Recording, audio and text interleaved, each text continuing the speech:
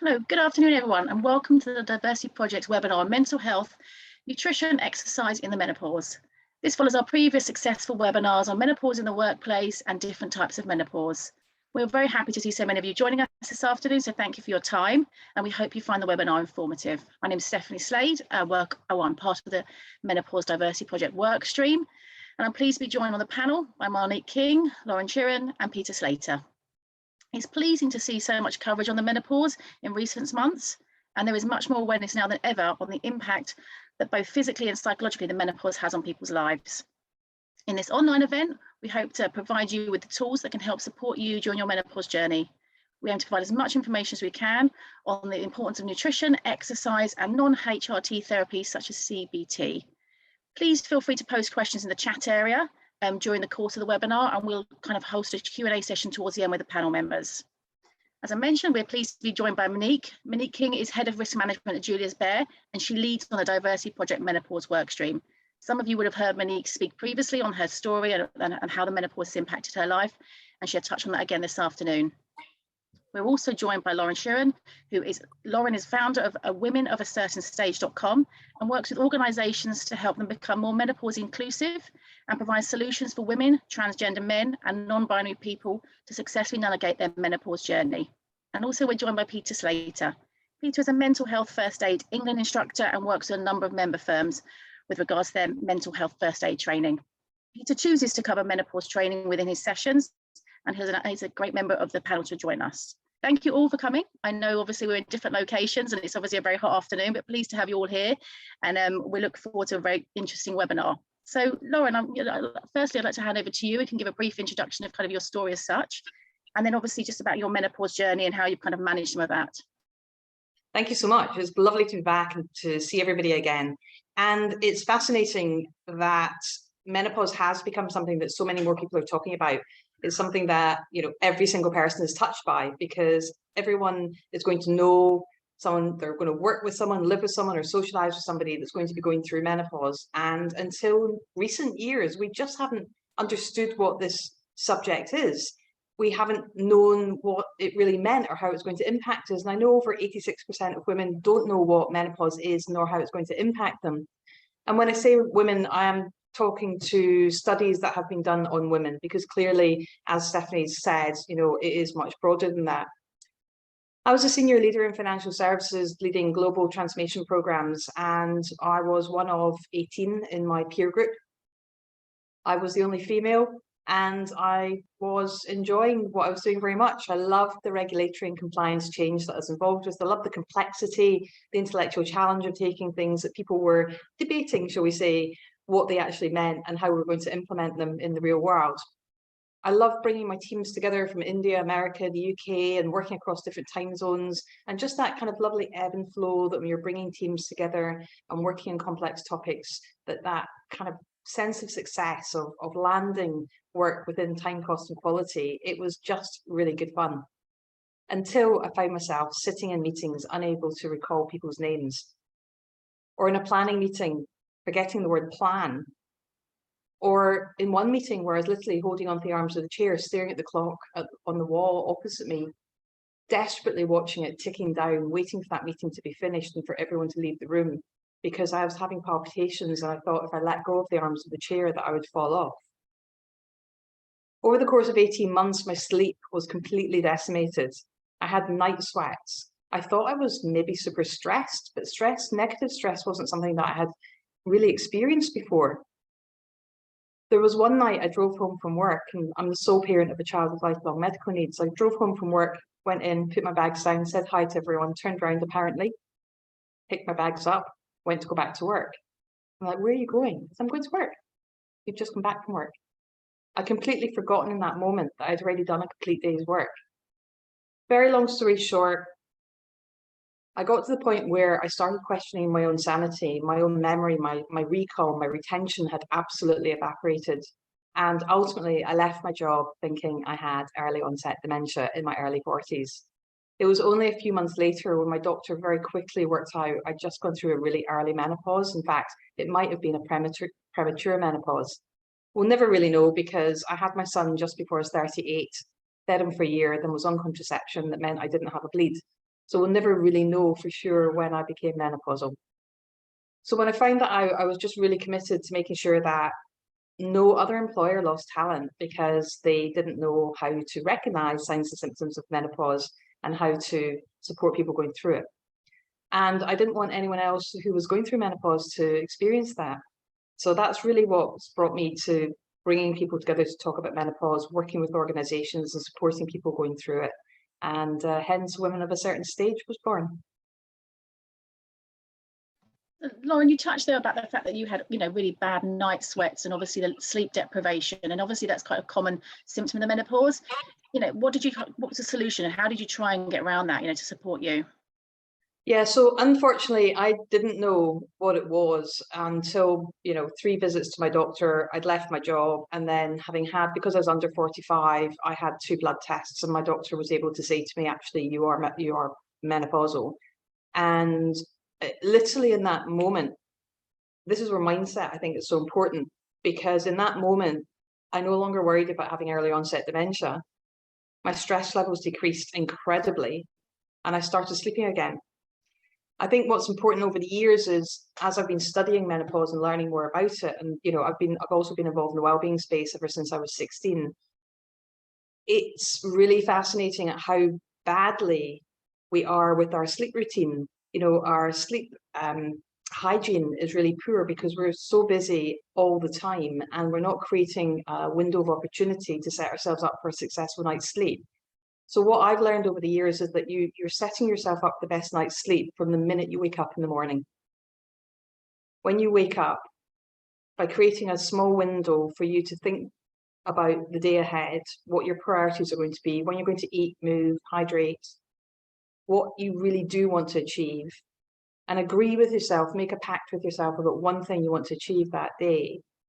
If you can then, at the end of the day, have a moment where you sit and reflect, recognize what you've achieved in the day by doing some gratitude, reflection, journaling, whatever your thing is, actually you're calming the brain down.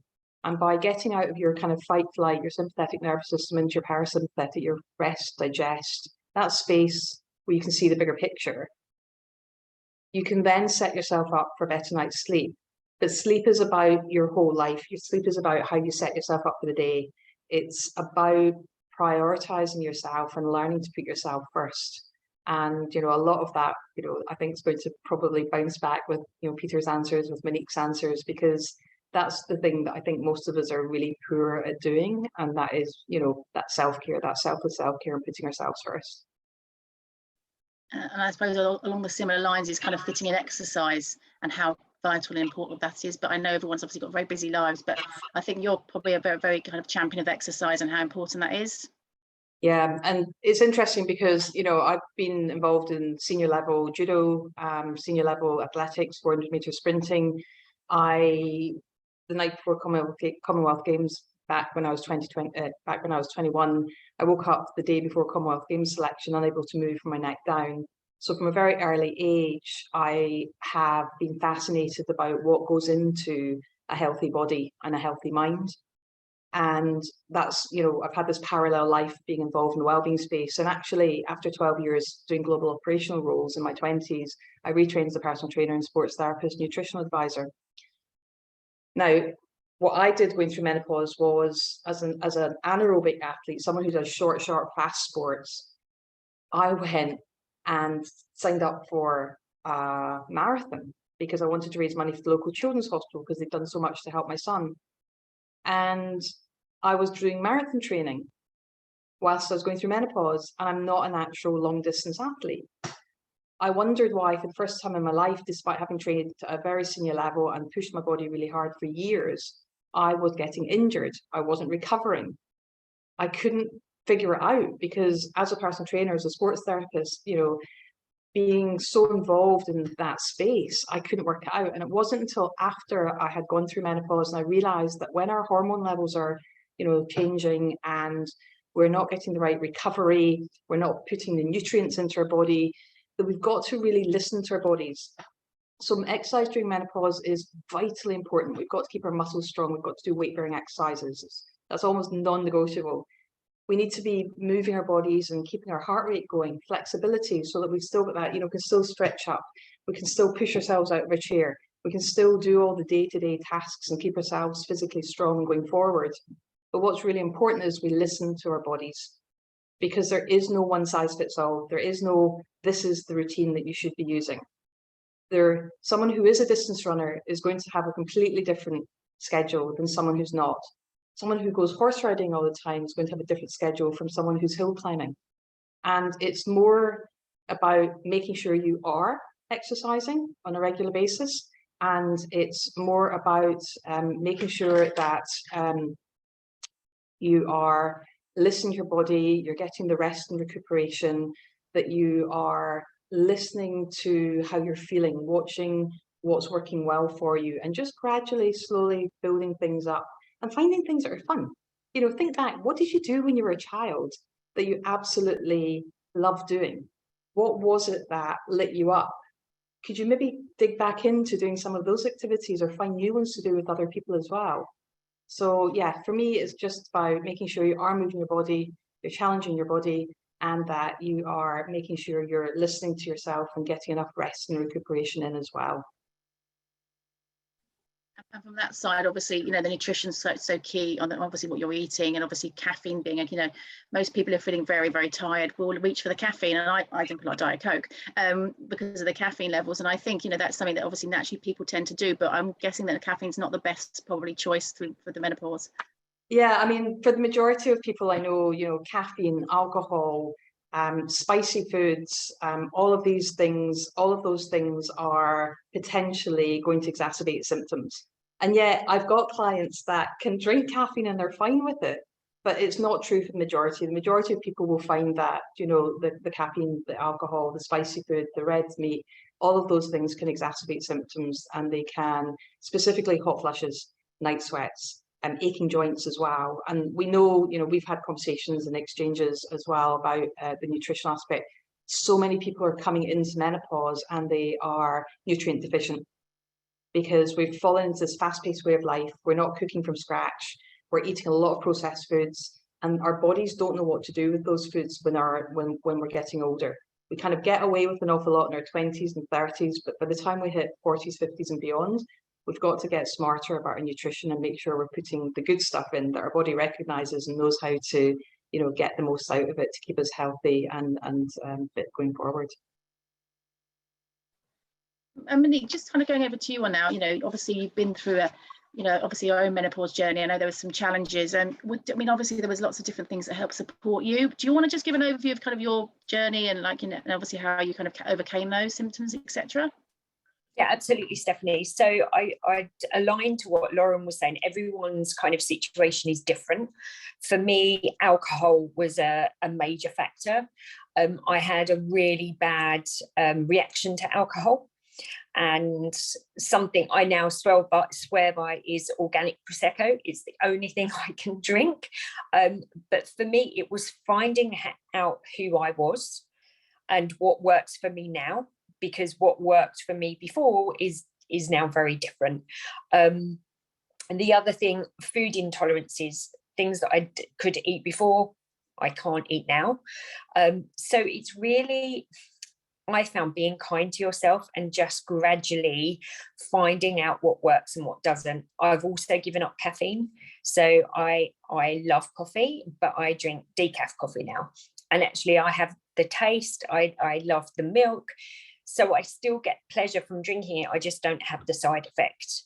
And something that Lauren said in terms of keeping moving and being active, I started Pilates after I experienced the sort of the mental health symptoms of menopause, and Pilates helped both physically and mentally. So I'd say just try and find something that works for you. Keep hydrated, the water, etc., and keep active, which is something you don't want to do when you're feeling like that and everything's aching and you get up and everything's creaking, etc. But if you can put a few things in place or make a few adjustments, it can help. Yeah, I mean, the organic prosecco, it's actually very nice. You know, so it's a little bit more expensive, but that generally a hangover is, you know, less prevalent as well with that. I can attest to that one. They're good choices. So obviously, I know that, you know, the menopause tends to coincide with a really, really busy period of people's lives, aging relatives, very, you know, generally successful careers, teenage children sometimes, and, you know, you tend to find that there's general kind of stress and anxiety through all the varying things happening there. And then sometimes, obviously, you know, the menopause hits and people don't really recognize that they are going through the menopause. So sometimes they may, you know, go to their doctors and actually say, look, I'm having this really stressful time. And the doctor might say, oh, here's just antidepressants. I mean, Monique, how did you kind of get through that kind of challenge yourself through your kind of, what you kind of, you know, went through? Similar to Lauren, I didn't understand what was happening. I didn't know I was menopausal. I initially thought I had dementia. I was getting brain fog. All my joints were hurting. You know, all of these things were happening. I didn't really understand what was going on. I ended up going to my GP because I completely fell over. And was diagnosed with clinical depression at that point. So I was given antidepressants at the time. Whilst I would, looking back, have liked to been treated differently in terms of addressing the root cause, I also appreciate at that point I was too far down that line to come back with just HRT. So the antidepressants got me through a period to be able to then find my way back. And I chose HRT, as well as, like I say, the Pilates and making other adjustments. Again, everyone's journey is different. And going back to a point I made in a previous webinar around GPs, they have a 15-minute slot with you. And if somebody comes in and is, you know, explaining they have menopausal symptoms, it's very hard for them to diagnose in that 15-minute window. And if somebody is experiencing extreme anxiety, depression, etc., which comes with menopause or can come with menopause, I think the quickest and easiest solution for them is to give antidepressants. And I think that's why GPs need to have mandatory training around menopause, or there be more women's health clinics, people's health clinics that they can go to and actually see a menopause specialist and be diagnosed properly, so the root cause can be addressed, rather than getting too far down that line, the same as me, and then ending up with clinical depression that I needed to then come back from. Lauren, you got some reviews on that, I assume? Yeah, it's interesting. So I work, you know, my broader team, we have a lot of medics that are part of the team from all aspects. And it's really fascinating because even within the UK, which is one of the most forward-thinking countries when it comes to menopause, we have the medics who are very kind of, you know, clued up. They're trained. They are thinking about menopause when someone comes in with a certain set of symptoms. And for those that aren't, it's not just because they haven't done the training, but there's a lot of other things. Your doctors are there to do no harm. And actually, because of historical studies on hormone replacement therapy, HRT, or menopause hormone treatment, MHT, they may have put their medicalization of menopause in a separate camp. And so they're not looking for it. They're not thinking about it. And as most of the doctors, you know, Monique, I think 15 minutes would be a brilliant length of appointment compared to other parts of the country where I've heard 5 minutes or even 10 minutes is what I think I've come across most often. And literally, if you take myself, for example, which I think is quite typical, you pitch up to your doctor, you're stressed, you're depressed, or that's how you're feeling. You haven't slacked for a year or more. Life's busy. Everyone's demanding of you. You have not been putting yourself first. And you turn in, and for the first time in maybe years, someone's sitting there and listening to you. That can be overwhelming for somebody who is struggling. Just to have someone listen, which will normally end up with someone being in tears or just, you know, kind of struggling to get their words out, maybe rocking back and forth. I know for me, going to my doctor, I went in going, oh, I've got a doctor's appointment, I'm going to go and talk to him, not knowing what was wrong. Ending up going through half a box of tissues. He definitely couldn't have kicked me out of there in 10 minutes because I was gibbering wreck. But it took 3 appointments.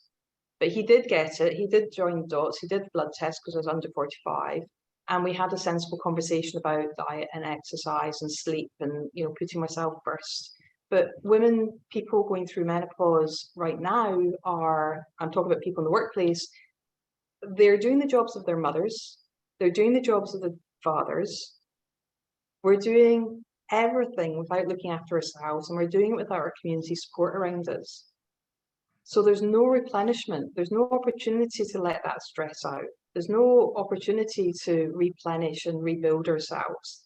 So we end up highly depleted. So the doctor sees someone coming in, not sleeping, anxious, tearful, and the obvious thing, because they just go through a flow chart, the obvious thing is they go down to the stress depressed or low mood, and it's antidepressants.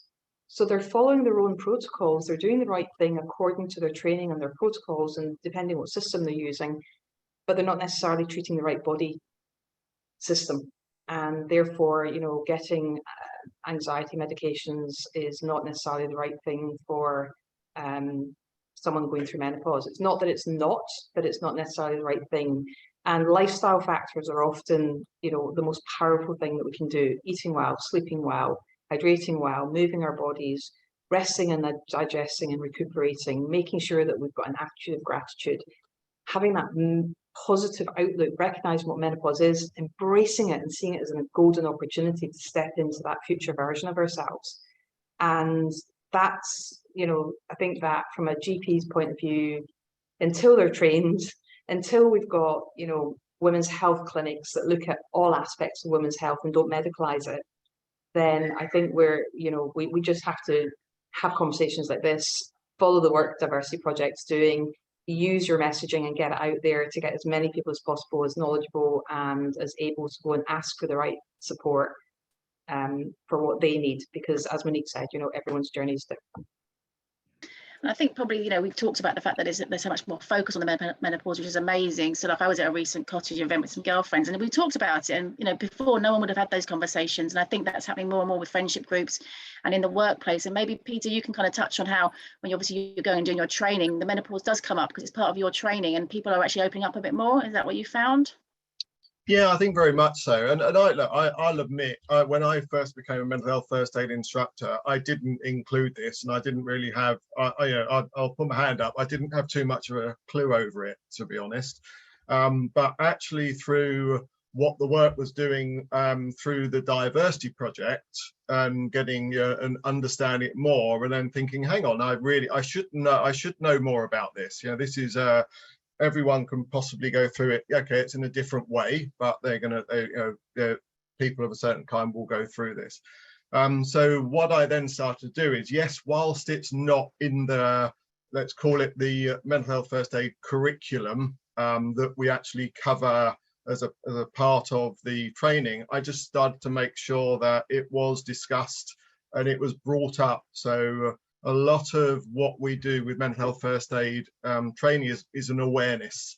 It's really making people aware, and that's really, really important that we do make sure that it's mentioned. We make sure that how debilitating it can be, and I think we're a little bit later when I go through perhaps some of the the signs and symptoms of mental ill health. There's so many synergies to it that people need to be aware of. So much of our training actually can really help. So I think that so I then started to just weave it in where I possibly could. And I was training Monday and Tuesday this week, and we actually had a lady on the course who was menopausal, and it was brilliant. And for the first time, the other 9 people on the course actually heard someone's story, and how much it has affected her. And it was very much what you were all talking about, that stage in life. She felt completely sandwiched, not children, parents, and then she had a lot of these symptoms with menopause, which was causing her just more and more anxiety. But it is definitely something that I am fully aware of now, and I thank the Diversity Project for educating me. But really, that's so I do make sure it gets weaved into the mental health first aid training. That's great to hear, and I know that hopefully that'll be following soon as well, a bit more widely. So you just talked about the awareness factor. I mean, obviously she's recognised this in herself. What kind of tools can help support her I mean, obviously, you obviously just you've mentioned certain things that there were some key things that awareness that you were obviously, training people on. Is there something you can kind of share with the wider kind of webinar on that point? On kind of awareness and what this kind of symptoms are and how she recognized it in herself, and how you obviously then train that on your kind of course. So I think the symptoms very much, when we were talking to Lauren and to Monique, I think that those symptoms of just we've talked about the hot flushes, the night sweats, became very irrational, and that was with her friends and her family. So there was a lot of these symptoms are really synonymous. I think she was really lucky. She said that she had great level of support from her family and friends. And one of the things that we look at and we really teach in the mental health first aid is actually, where does that support come from? Friends, family. But she did also reach out to her GP.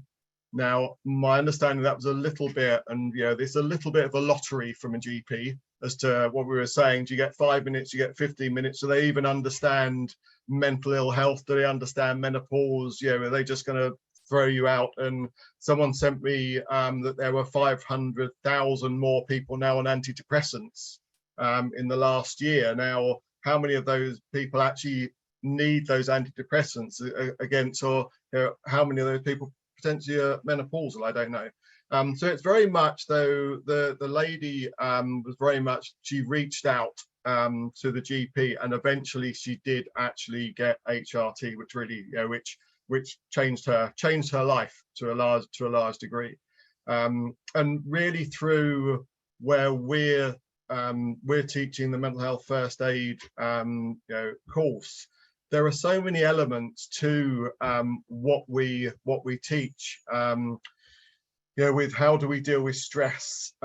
We talk about, and some of the silly things which you think about, it's just sometimes it's language and stigma and discrimination. And people going through mental illness, whether that's part of menopause, there's so much issue regarding disclosure, potentially in a workplace of, well, actually I don't want to tell anyone, I don't want to be judged because I am someone of a certain age, and it's creating a brain fog. And as Lauren said, she's sitting there grabbing onto a chair so that she doesn't fall off. Well, it's sometimes difficult, and I think there's still so much discrimination, and that's really what we're trying to teach, and trying to make people a lot more aware of just how they can help other people.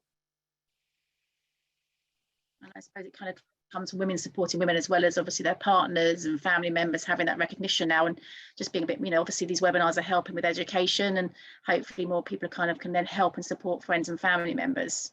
And we've talked about some kind of other, obviously non-HRT therapies, and we've touched on CBT. Was that something that, Monique, did you have experience? Did you try CBT, or I know? Yeah, I tried before I went on HRT with the antidepressants. I tried a number of herbal remedies, but actually for me, they didn't help. HRT has been a godsend for me, to be fair. There is a flip side, and whether it's menopause or whether it's the HRT, the weight gain and the increased weight around my middle is something that I do find a challenge, let's say. But if I had to choose between the symptoms of menopause and the impact on my mental well-being, or weight gain around my middle, I know which one I'm choosing. It's the weight gain around my middle. So I think you have to pick and choose and work out what works for you. But for me, HRT was the way forward. I still have antidepressants, and I am working towards coming off of them. But to Lauren's point, life is very busy. We're juggling many things. I have a young son coming into being a teenager. I had him slightly older. I'm working. I have older parent.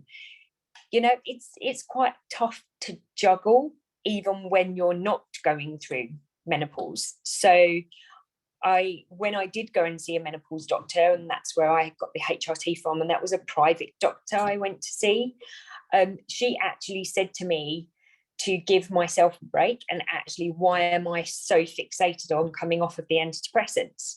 to actually just go with it and just, you know, just be kind to yourself for a while. And then in the future, when things settle and life's a little bit easier, then consider coming off them then. But what's the rush? If you had diabetes and had to take medication for that, would you be rushing to come off of that? So when you put it into that perspective, I think you think of it slightly differently. And I still think there's that kind of stigma of antidepressants, even though, to Peter's point, it's gone up, you know, tenfold in the people that are having them. I think it's just a reflection on how we live today and the expectations we put on ourselves.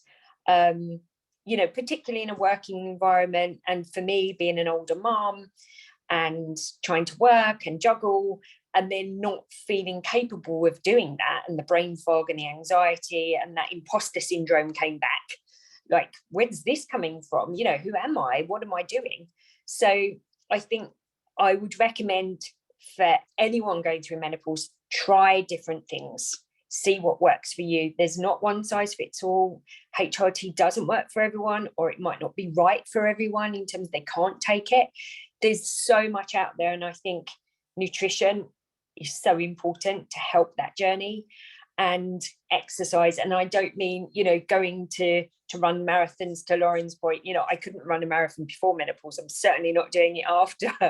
But, you know, find something that works for you. If that's walking, it's being in nature, you know, swimming, anything, just remain active.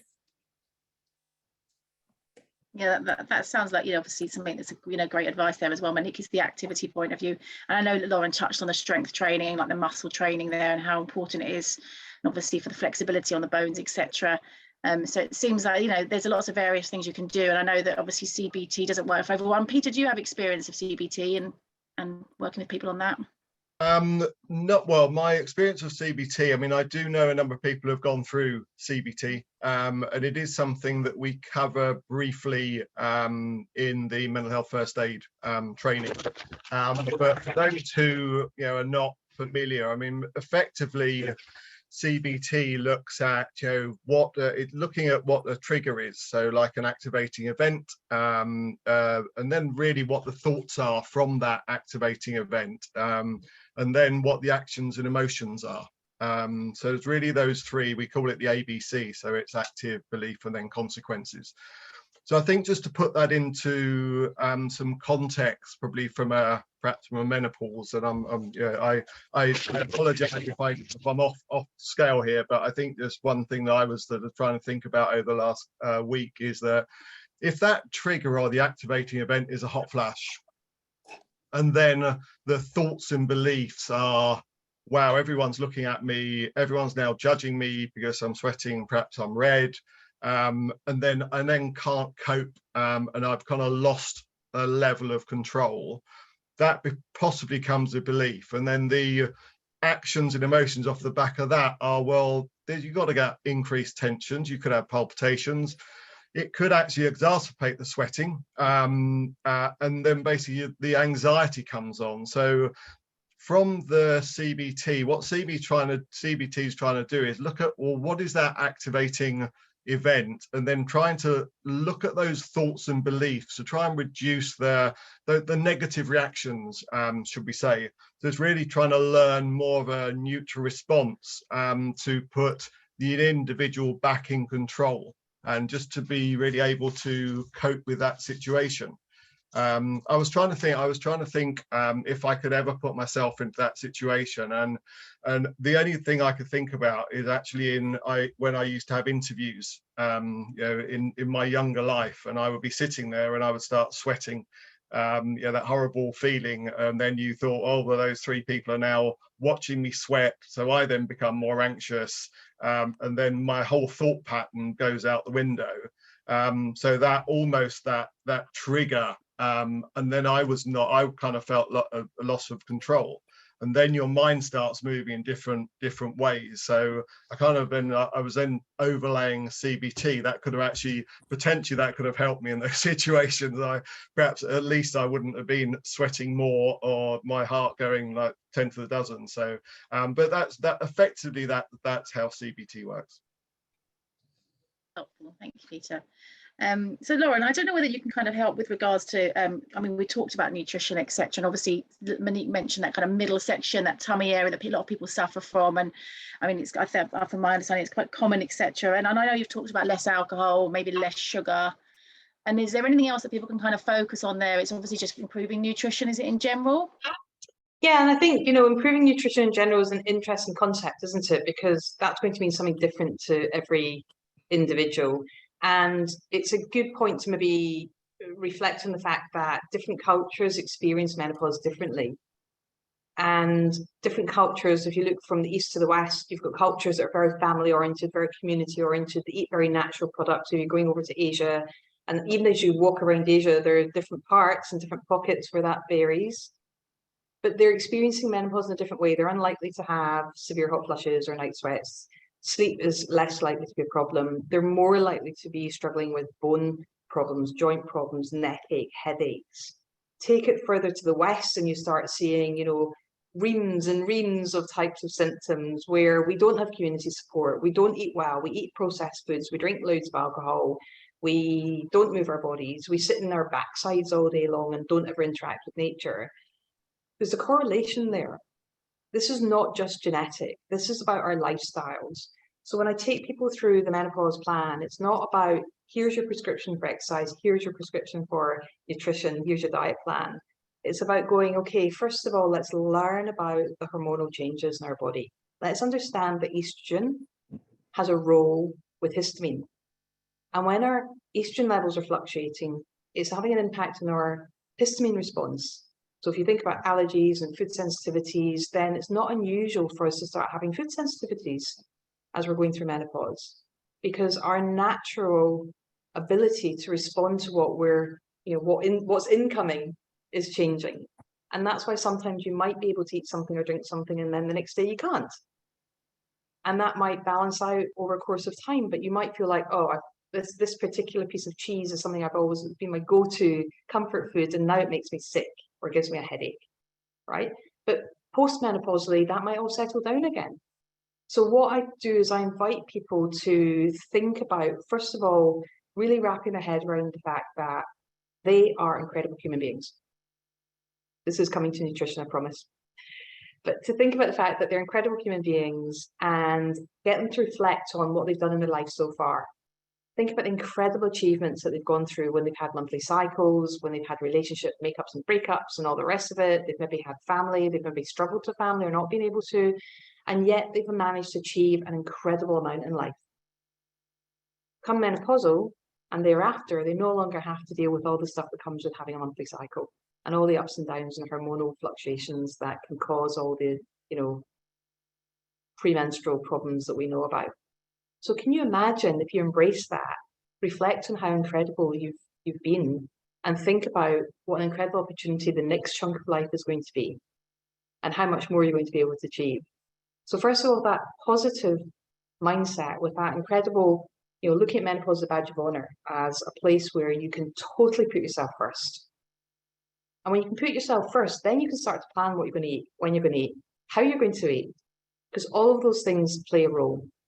If you did nothing different with your diet, that you actually slowed down how you ate, you chewed your food, and you maybe took 15 to 20 minutes over a meal instead of scarfing your food down as quickly as you could, you're allowing your central nervous system to calm down. You're allowing your body systems to work properly. You're allowing your brain to rest. If you start doing that 2-3 times a day at each mealtime, that in itself, without changing what you're eating, by changing how you're eating, can have a significant impact, because it's giving you a moment to reflect, to take stock, and to just reprioritize what's coming ahead in the rest of the day.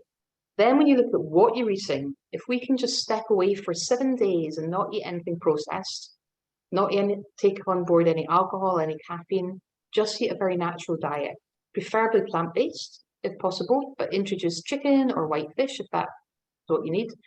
And that, what I've found over thousands of people that I've taken through this, is that within 7 days, their bloating has gone away. They've got more comfort around their middle. They're sleeping better. They're feeling more calm. So the moods are balancing out. And they're feeling like something good's happening. Now, because we live in the Western world, the predominantly the people that are on the call, you know, that are presenting this call just now, I'm talking about, but because we're so used to a fast, busy lifestyle and packaged foods and all the rest of it, drinking alcohol and having coffee and eating sugar and all this malarkey, it's a big change not to have those things. But when you give someone that experience of not having those things for a week and allowing them to experience and have the emotion that goes along with feeling better without taking medication, without being told what to do, without calorie control, without being prescriptive about what they should eat or how much they can eat, just by going plant-based and as I said, white chicken or white fish, just for a week. When you've got that experience inside you, it's a lot easier to dip into what you can feel like and start to believe that you can do this. So the power of nutrition for me is less about having a diet plan or do's and don'ts. It's more about taking a break and then reintroducing foods. So you might introduce a food and notice how you're feeling 20 minutes, 2 hours, 24 hours later. Go plant-based again. Introduce another food, notice how you're feeling, and rinse and repeat that experience until you've reintroduced all the things that you took out for the 7 days. At the end of that, you will know the impact of caffeine, because when the day you introduce caffeine, you'll know how you felt 20 minutes, 2 hours, and 24 hours later. The day you introduce certain types of cheese, you'll know how you felt, or chocolate, or whatever. And for some people, they might be able to eat every cheese under the sun, but not Gouda. For example, I've had that before. Or I've had people that can completely go back onto caffeine. It's got no impact. I've got other people who are going, oh my goodness, the low-level headaches I've been having for the last 2 or 3 years have gone since I cut caffeine out. So it's fascinating watching how everybody's body responds differently to the foods and drinks that they take on board. But all of this has got to be prefixed with making sure you're well hydrated as well. Making sure that you've got enough hydration on board, because your joints, if you're getting joint pain and you're not hydrated, get hydrated. If you've got brain fog or mood swings and you're not well hydrated, get hydrated. Our body systems are all dependent on being well hydrated. So it's super important that we do mindset, hydration, and nutrition in that kind of order. And I think what's fascinating, and I'd love if anyone's watching this and goes and does the 7 days with plant and then reintroduces, I'd love to hear how you get on and what tweaks and changes you make to your diet going forward. Yes, it can be a bit of time and effort to do that prep, but choose a week in your life where you've got 2 days to do your meal planning, your food shopping, your preparation, eating nicely for 7 days, and diarise every night how you're feeling. Get that experience. I am yet to have anyone to try it out who hasn't given them some incredible insights as to how to fuel themselves through peri and menopause. Lauren, I'm a little bit worried when you said that food types that you can have suddenly you can't have on different days. I just hope that doesn't help with my organic Prosecco. No, I don't want to become intolerant to that one. No, I found something that works. Monique, that's exactly the point, isn't it? You found the thing that works for you. Yeah. And that's great, because you've identified what didn't. You've found something that does, and that's the whole point, because our bodies are changing. It's not like you do this once and then it's done. It's a case of just recognizing your body's evolving, you're changing, how your hormones are working is different. You know, our estrogen, progesterone, testosterone has got a big impact in our digestive system, in our cognitive function, in our bone health, heart health, brain health. All of these things are all interlinked, and it's important to recognize that, you know, from start to finish. For example, you know, we are going to change. How we experience life is going to change. And our mindset around that is what is super important. And I love the fact that you found something that works for you. It's great. It definitely is a journey. And it's one that you have to be open to change with, I think. And it just goes to, you know, what Peter and Lauren have said. It's kind of constantly assessing and seeing what's working and what's not, and adjusting. I just wanted to flag to those watching that the chat function hasn't been available for today's webinar, but you can use the Q&A function, and I can see that there are some questions in there already. Yeah. I was going to say, actually, Lauren talked about, mindfulness and, calming and taking some time for yourself. There's been a question actually coming about meditation and how helpful that can be. Is that something that, Lauren, that you tried or that you talk about? Yeah, so it's less about mindfulness or meditation or yoga or reflection or journaling or any one thing. It's about finding, like everything else we've talked about today, it's about finding what works for you, right? If you ask me to meditate, it kind of depends. If I'm in the process of meditating and I'm doing it as a regular practice, it's like, any other muscle, you've got to be doing it regularly, right?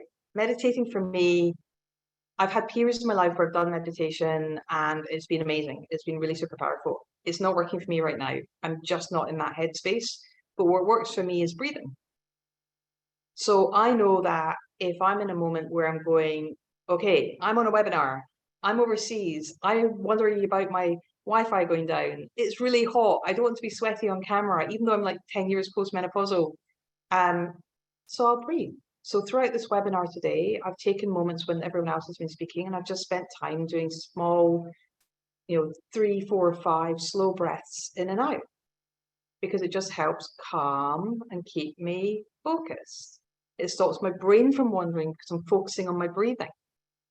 And that's the whole meditation, mindfulness, yoga, journaling, reflecting, sitting quietly, walking in nature. It's about having a moment to focus on you, to focus on nothing, to focus on not being distracted, and allow your body just to be. And that's going to be different for everybody. I mean, meditation, if you can get into meditative state, it is incredibly powerful. It's just the most magnificent experience. Equally, standing in front of the mirror and going, I like you. I like you. I love you. Equally, that can be really powerful, because how many of us have got imposter syndrome, don't like ourselves very much, worry about what other people are thinking. For some clients, it's too strong an exercise to ask them to sit and look at themselves in the mirror and say, I love you.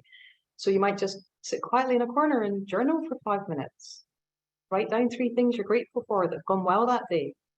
Everything we can do to program ourselves to think about, talk about, and reflect on the positive is like every other muscle. The more you practice it, the more powerful it becomes. The problem during menopause, I think, is the fact that we can feel like we've been hit by a truck and we don't want to get out of bed. And when, Peter will speak to this, but, if you've got mental ill health, the last thing you want to do is take care of yourself. You need to. We all know what we need to do, but doing it is a whole other ballgame. And that's why these daily repetitive practices are so powerful. And if you look at any successful people in the world and interview them, I've interviewed a bunch from my podcast, it's incredible. They've all got repetitive practices that they do day in and day out that just keep them on track. And during menopause, whilst our bodies are playing the hokey cokey and not inviting us along, we've got to take control and have those repetitions going on. So whether it's meditation or something else that works for you, go find your thing. Award yourself, give yourself the gift of that moment in time on a day-to-day basis, not once a week, not once a month. Make it your thing and put yourself first. Excellent, that's really helpful. And we did have a question actually come in around how do we help women recognize symptoms in themselves? I think we've covered that off a little bit, but there's obviously so many different symptoms, and I think a few people have touched on the fact that not everyone will have the same symptoms, and some people have them all, some people have none. So I think it's really varied. I mean, I don't know what your thoughts are, Lauren, on that. Yeah, I think that's something I'd love to answer, because I think this is going to be very different in 10 years' time, 20 years' time maybe, but hopefully in 10 years' time, we will not be having this conversation, because pupils going through school right now are learning about menopause. In fact, there was a question about menopause in one of the GCSE papers this year. So things are changing, right? But for the generation of people coming up to menopause right now, and the generation going through it, we weren't educated on it. We don't know what it is. Our parents weren't talking to us about it. Most of our friends aren't aware of what it is, so we're not talking about it. We're trying to hide it, because most of the time, if we have got symptoms, we are trying to mask them on top of the other masks we put on in life to try and appear to be what we think everyone else wants us to be. Whereas in actual fact, if we dropped all that energy and just turned up to be the most effective person that we could be at any given time, we could probably use that energy in a much more constructive way. So for the generation going through it now, or supporting people going through it now, the only place we're going to learn about menopause is at work, systematically. We're not systematically going to learn that from our doctors right now, or from our families or our friends. So workplaces have to have a menopause awareness campaign running year in, year out. It's not a once and done.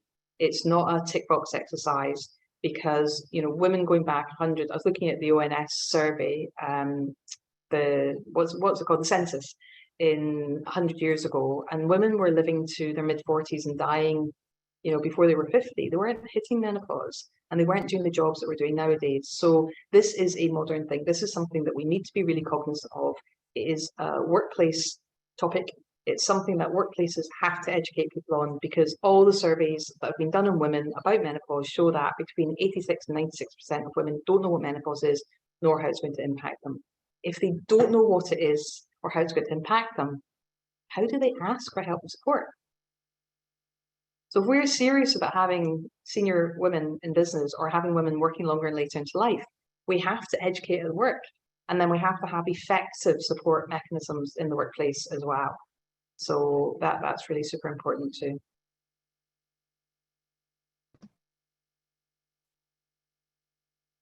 Sorry, I've muted. Just so you know, we talked on the training you've done, Peter, and obviously, you know, the fact that you're raising awareness within those training sessions, and obviously people are asking questions now, is obviously showing there is change. And I completely appreciate the fact that, you know, menopause in the workplace, one of our previous webinars was so key, because it did show that it's going to be vital for this kind of awareness to kind of continue to kind of support mid-level females, or senior level females, or board C-suite levels. So it's really such a key point. So Peter, within the kind of training you do in the awareness, do you kind of cover off kind of recognizing symptoms, or how to support each other? Is that, you know, is that what you kind of cover? I think that's a huge part of the training, and whether that's on the mental health first aid England training, or whether the training that, you know, I deliver through my own company, it's all about that. It's all about that awareness. And I think it's so important that we make sure that the more people we get made aware, the better. But if there is at the limited amount, we must make sure our managers understand how to support people, and whether that's with mental ill health or whether it's menopause, we've got to make sure we educate our managers. It is just it's so important. I mean, it's not just, and that's not just me saying it. I mean, you know, NICE and Public Health England have now put out guidelines to say that all managers should be trained in mental health. Now, it's really key that we make sure that we include menopause in that as well. But, you know, that awareness is part of, and not only just the awareness, but manager. I've had loads of managers in my past, and some of them have been excellent, and some of them have been bloody awful, to be honest. I mean, we've had the two, and some of them I can talk to, and some of them I can't talk to. But it's really important that as a manager, if you are a people manager, you understand all these elements of mental health, the awareness, the menopause. I just think that that's what we try and do in the training. But it's just important that organizations start actually taking this really seriously. And to Lauren's point, if we don't educate in the workplace, where are people going to be educated? That's really helpful. Monique? Yeah, Stephanie, I think it's worth mentioning we have 2 more webinars coming up. Yeah.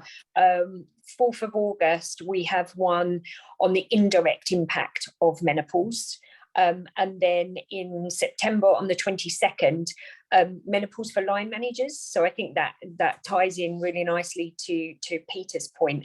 And also the work stream, the menopause work stream through Diversity Project, are putting together a toolkit of how to, you know, recognise the symptoms, what employers can do. And I think, Peter, this will give the tools that are required to line managers and employers, because I've personally found, you know, we have private medical insurance in corporates, and it's not covered in the private medical schemes that we have in place today. So, you know, change is needed there as well, because employees are thinking they're doing all the things that are required to support, but actually there's still a lot more to come. And I think it's that awareness piece and that constant discussion and education that will bring in that change that we need to see.